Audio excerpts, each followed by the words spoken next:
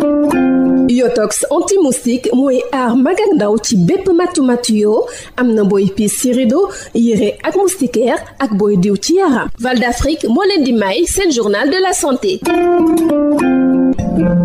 mbokk yi asalaamaaleykum daleen ak jàmm ci info santé tey ñuy waxtaane mbiru cholestérol waxtaan wi nag dañu ciy dalal professeur Maboury Diaw. cholestérol mooy loo xam ne ci deret la nekk lu ñuy acide gras dafa bokk ci li nga xam ne mën na indi énergie pour yaram comme li nga xam ne ay protéines yi wala glucides yi normalement dafa nekk ci nit bien sûr am na fu mu war a yem donc li ko ëpp nag li koy indi ci yaram mooy suñu yaram da koy defar maanaam mën na nekk foie bi mën na nekk intestin bi mën na nekk li ñuy wax la peau ñooñu dañuy fabriquer cholestérol donc acide gras boobu nga xam ne yaram bi yenn saa yi soxla na ko pour mu nekk source énergie. alors des fois dañuy gis ne taux cholestérol bi dafay xaw a élevé tuuti lan mooy waral en général loolu. waaw taux cholestérol li tax muy yéeg ñaari fànn la benn bi mën na nekk li ñuy wax ne suñu yaram daf koy produire maanaam daf koy defar yaram bi defar si lu ëpp loolu dañ mën nañ ko gis wala beneen bi li ñuy wax mooy li nga xam ne si li ñuy lekk la jógee maanaam te li ñuy lekk bu fekkee ne dafa niin trop wala bëri graisse trop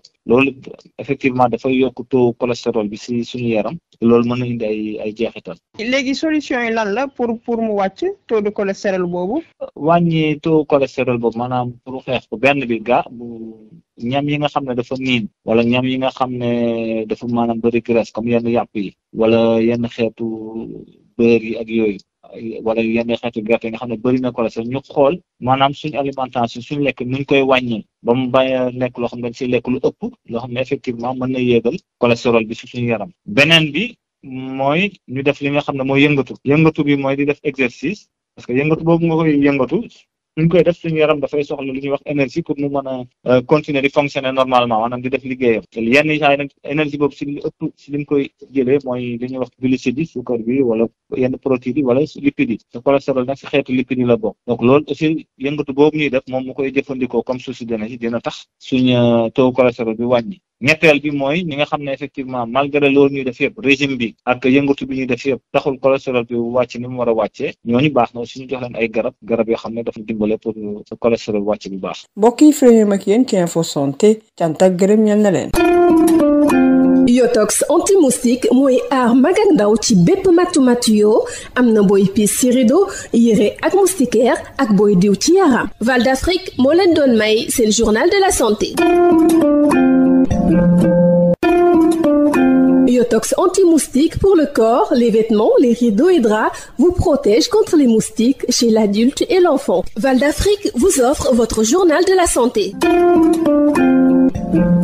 Mesdames, Messieurs, bonjour et bienvenue dans Info Santé. Avoir trop de cholestérol est devenu un véritable problème de santé publique.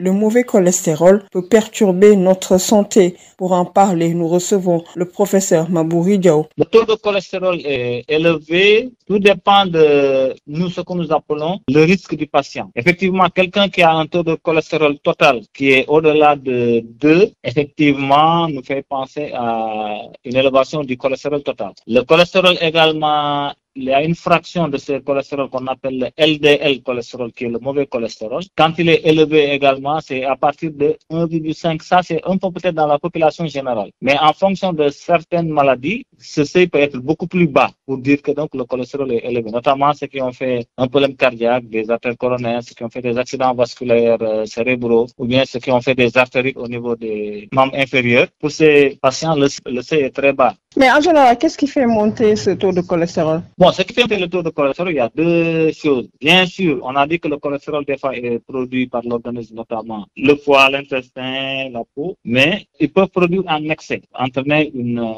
hypercholestérolémie. Et ça, bon, le plus souvent, on le voit avec les hypercholestérolémies familiales. Maintenant, il y a le cholestérol qui monte, qui est lié à ce qu'on appelle l'alimentation. Parce qu'effectivement, si on mange très gras, le taux de cholestérol peut monter. Si, en plus de cette alimentation, on ne fait pas d'exercice pour utiliser donc cet excès de cholestérol comme source d'énergie, effectivement, le cholestérol peut être élevé. Et malheureusement, ce que nous voyons pour certaines complications, le plus souvent, c'est en rapport avec l'excès d'alimentation. Info Santé, c'est fini. Merci de nous avoir suivis.